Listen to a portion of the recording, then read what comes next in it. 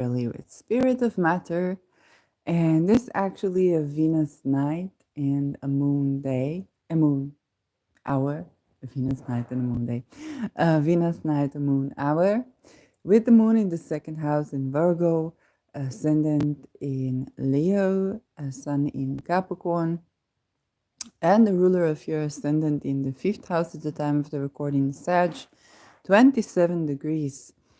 So I'm doing the January astrology for ascendant, sun, moon, and stellium in Scorpio.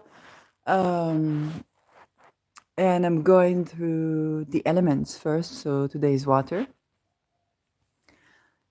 So I'm going to begin to talk about the first most important thing that happens this month, and that is Uranus going direct on January 27.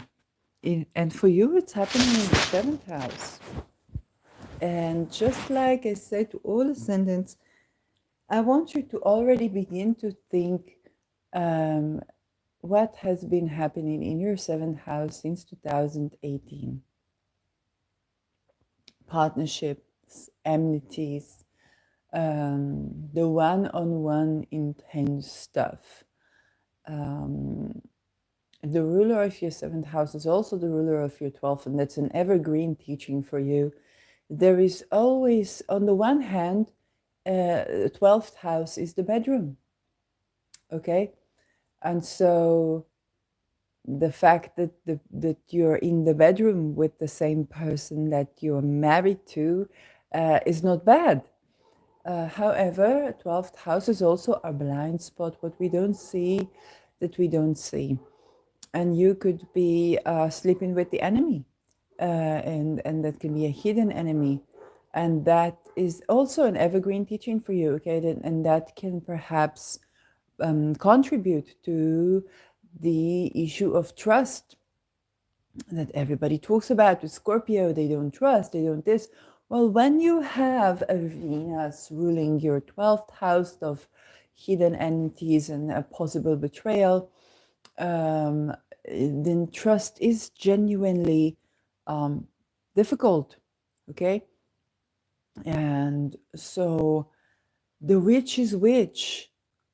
And the way to deal with the duality of Venus and the partnerships and enmity and the betrayal versus sexual fantasy, you're gonna be having a lot of eurekas. How to deal with that, because Uranus is in Venus sign, okay? And so that affects your partnership, your health, your mental health, depending on where Venus is in your, in your chart, in your natal chart. What else is blending into this? Uranus going direct is you're beginning to culminate the cycle. 2024, 2025 is when Uranus is going through the last phase of Taurus. So you want to think, since 2018, what does that mean for you? Now, Uranus is also the planet of divorce. So if you're not like an astrologer, and you could be just like, engaged to an astrologer, because Uranus is also astrology, that can also mean that you have been trying unusual commitment styles. And whenever it is the defiant thing for you, you can commit. You could suddenly commit, for example. But at the end of the cycle, you may find that you're going to stand an incarnation test to your significant other relationship and or your commitment style, and that can be the dissolving of the relationship in this upcoming 2 years. So divorce is something that has not been estranged to you, and you still have to think about what has been happening since 2018 in your intimate relationships or even with enemies. How have you been addressing things? And so this going direct of Uranus, you have to ask yourself also, where have you been in the past months, 6 months? The whole world was shaking, okay? And how did it touch on you? Because it is a generational planet. Uranus will be going on the 21st and then 22nd degree on April, which is around the holiday of Passover. Um, I think there is not a single person in the world that was not diversified by the events, if not of Ukraine and Russia, then definitely of Israel Palestine. Um, you want to be kind of preparing yourself for a new beginning on that level, because Jupiter coming close to Uranus is only going to radicalize things. So if it's coming between you and your partner, or somebody in your 12th house that kind of is looking at you, and everybody's looking at everybody, kind of trying to assess on which place, whom can they talk to, who can they not talk to. And there's a lot of betrayals going on. If you have ancestry to do with either, Ukraine, Russia, Palestine, Israel, and I break the news to you, also Netherlands and Belgium, then, and if that touches on a partner, and there is a difference in lineage here, this might be surprisingly more disturbing than you thought. And it can be like a totally unexpected thing that breaks your relationship apart or creates a totally new commitment. Okay? It really depends on your natal chart. So, this can be, as we know, we have mixed religion married couples, mixed lineage married couples, or business partners. And as a result of what's going on in the world, there can be sudden distance created, but also sudden connections. And you and or your partner might change loyalties at this time. And with Uranus going direct, now we get the month of Uranus on the 19th degree of Taurus. Observe what is coming up and think also 6 months backwards. The mundane things that happened, the great mundane things I mentioned, and Uranus is an intergenerational planet that affects your partnership right now.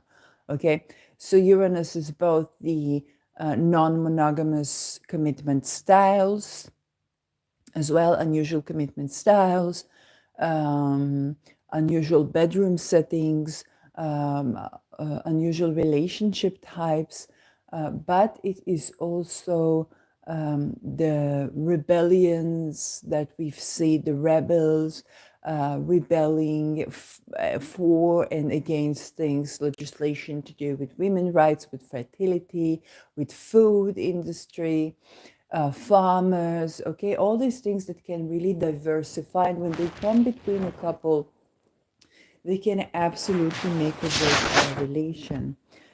So you want to be assessing that, and in the larger scope of since 2018, all of the things that were there will culminate to kind of ensure that you're making the right decision. So that's a big deal. The second thing, the second direct motion is Mercury, and this is happening already tomorrow.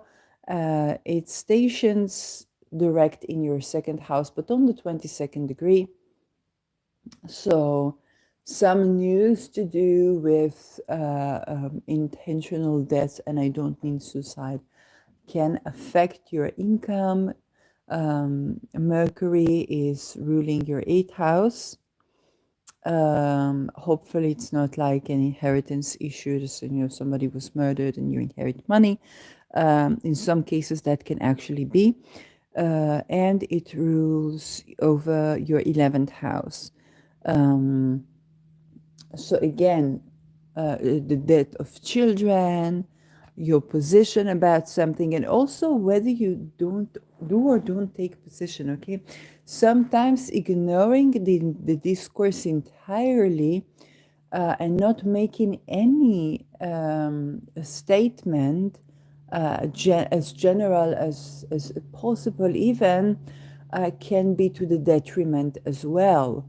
Okay, because people are just going to assume something, and if you have either not expressed certain, it doesn't have to be a worldview, but it can definitely mean words that were and were not said can lead to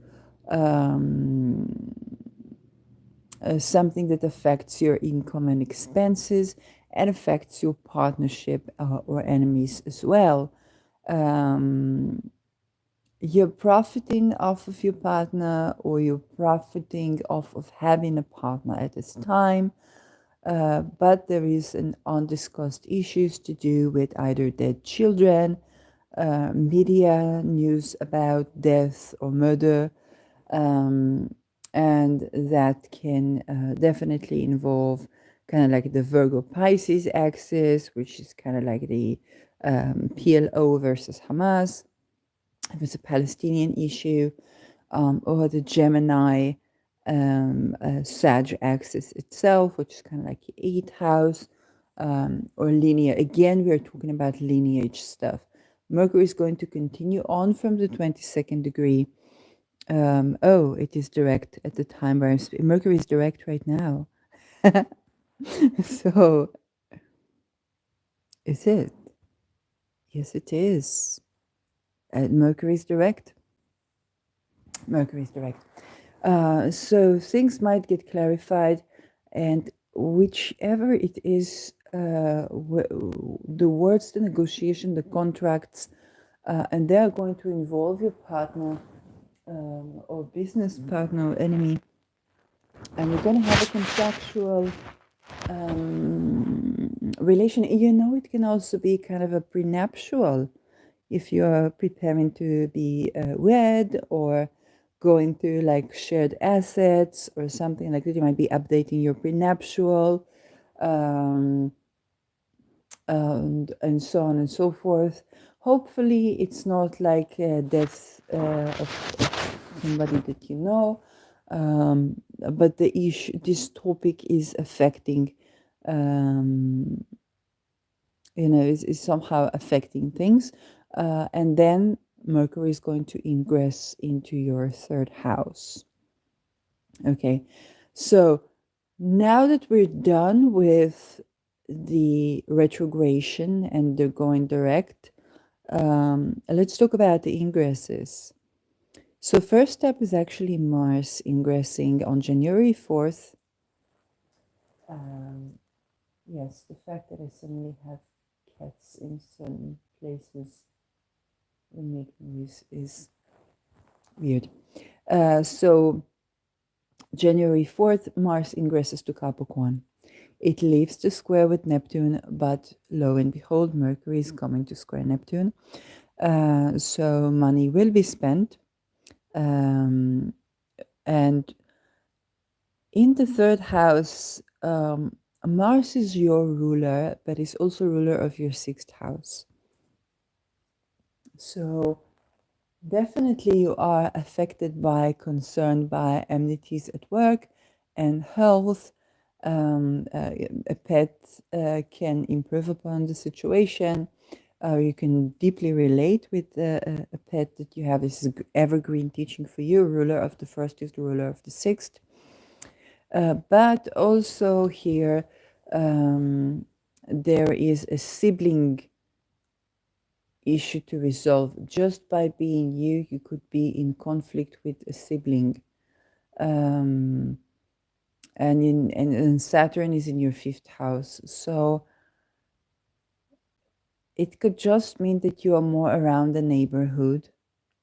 Okay. Um, and your nature is Mars.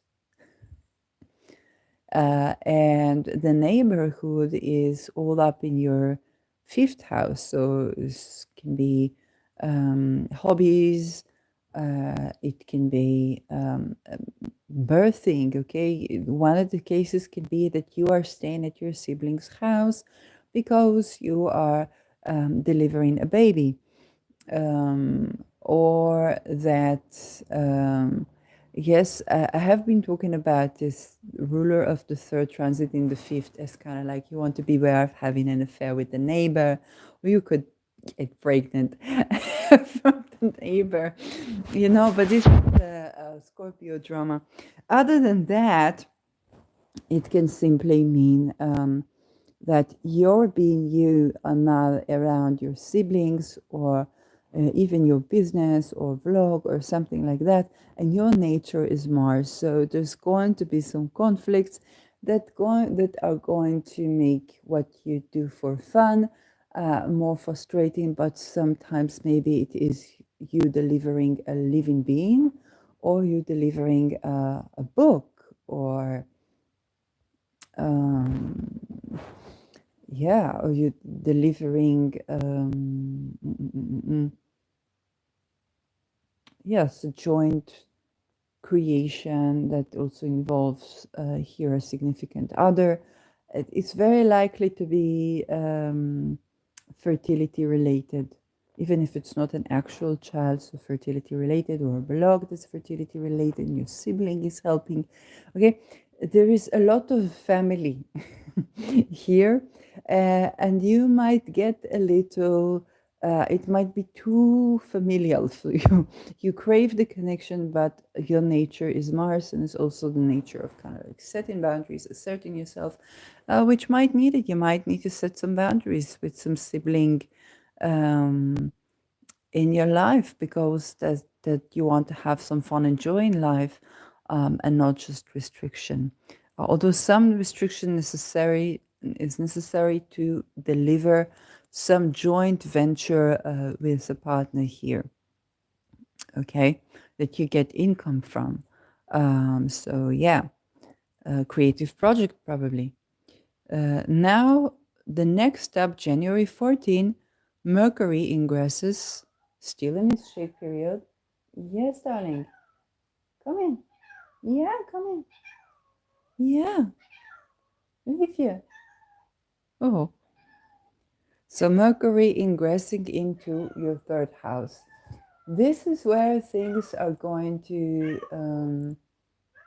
both be serious, because Mercury rules your eighth house, but also be more light, because you can get to talk about things rather than to act out. Mars is action. And so, whatever you need to patch up in your close surroundings, or even around your schedule or your transportation or your papers, driving license, renewing that, it can be that. You tend to it now. Okay, Mercury is going to still be in its shade of 8-degree Capricorn.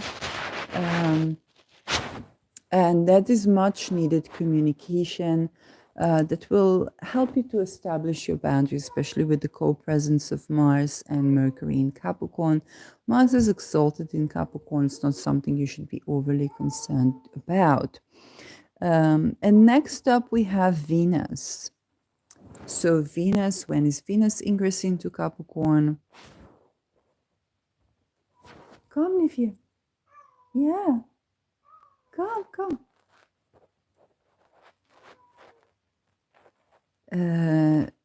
January 23rd. Okay, so January 23rd, Venus is last up to go through from the square to Neptune to the sextile Neptune zone. And she ingresses into Capricorn, being very practical. Again, conversations,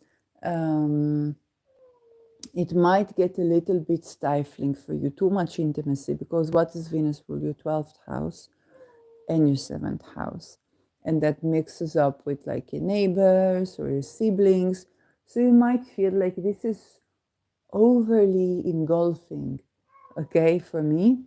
Or alternatively, if the relations are good, you might enjoy the necessary little tiny close cuisine, a tribe that you have created. Uh, Please don't fight. Yeah, don't fight. You are loved, don't fight. Yeah, okay. Um, so, yeah, now I have sister cats as I am speaking. Which reminds me, the co-presence of Venus and Mars in your third house can be fight between sisters. That can happen. Um, and so it can be too engulfy, but it can also be quite necessary support that you are receiving as you are birthing your creative project here that involves a partner, that involves a sibling, that involves also someone who could potentially be hidden enemy. So you understand the intricacy. It's nothing new to you. You're dealing with this all your life. It's just one of those times.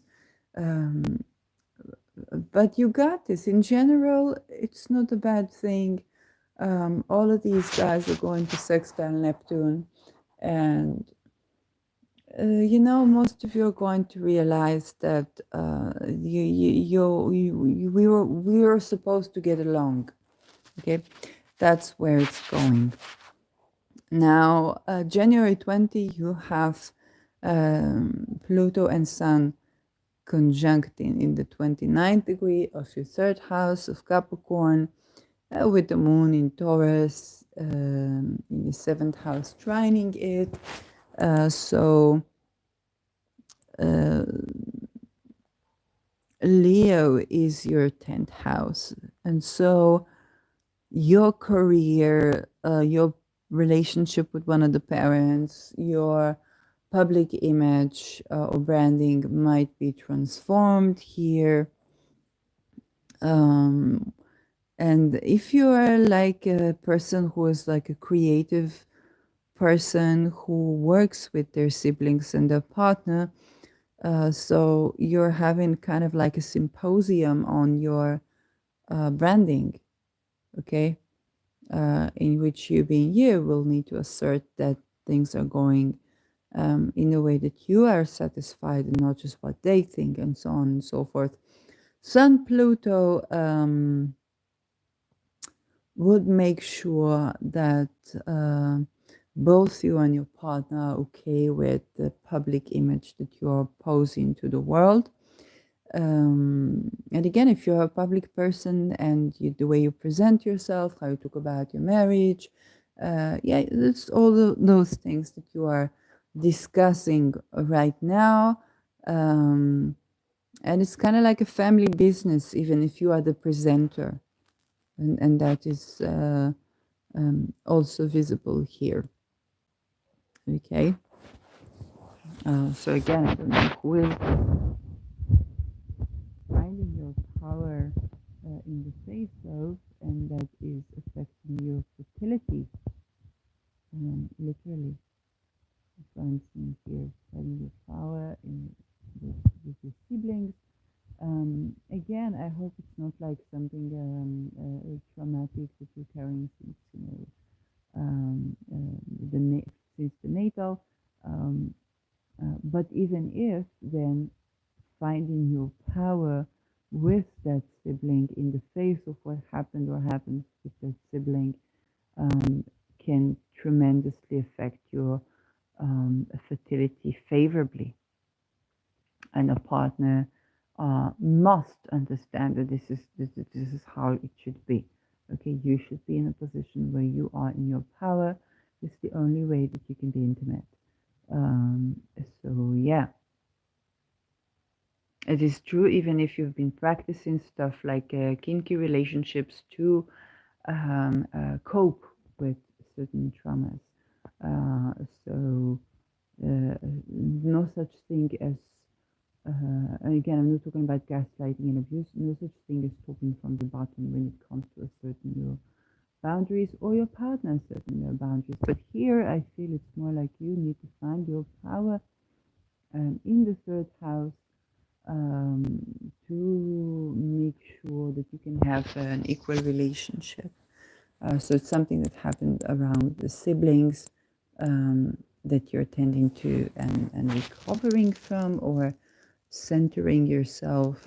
And it can be both like more drastic kind of a thing, or simply that you have in a family business and you need to make sure that um, you're not stepping on anybody's toes, but you are the talent with this one, with the 10th house Leo. Now to the lunations. Oh, the sun, of course, will ingress to your 4th house.